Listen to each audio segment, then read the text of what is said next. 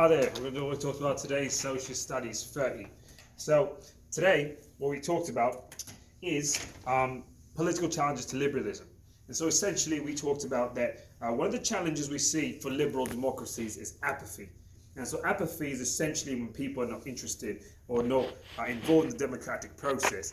And this is a challenge to liberal ideology because it paves the way for extreme ideology, and we're not able to properly assess the will of the people. Another challenge we see is elite theories.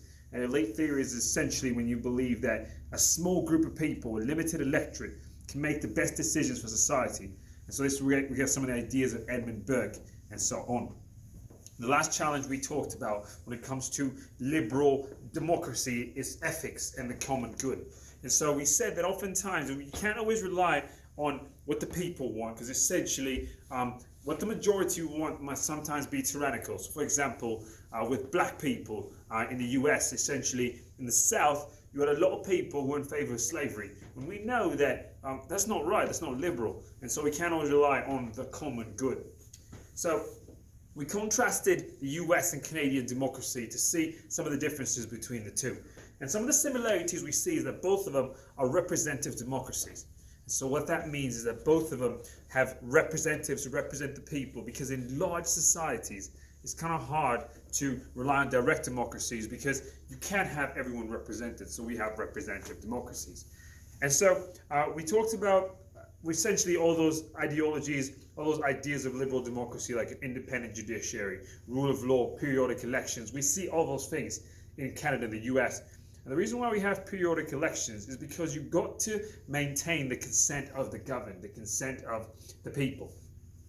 Some of the differences that we see between the US and Canada is that the United States, now catch this, is a republic. And so a republic means that every single member of US government is elected. And so there's no monarchy. Like Canada, we have a constitutional monarchy.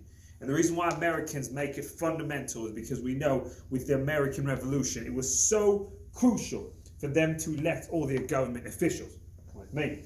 And so, you got to know the similarities between the United States and Canada. Both of us are liberal democracies. However, in the United States, there's a little bit different. So, for example, when you talk of Montesquieu's idea of separation of the branches, the Americans do it a lot better than us, because in Canada, the executive branch, the Prime Minister and the Cabinet are also part of the legislative branch, because we know Justin Trudeau is also an MP.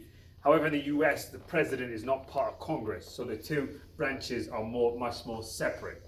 And also with the US, which is interesting enough, did you know that only 538 people actually choose the president of the United States? Because the Electoral College, essentially the founding fathers, believed that it was best to have a small group of people choosing the president of the United States.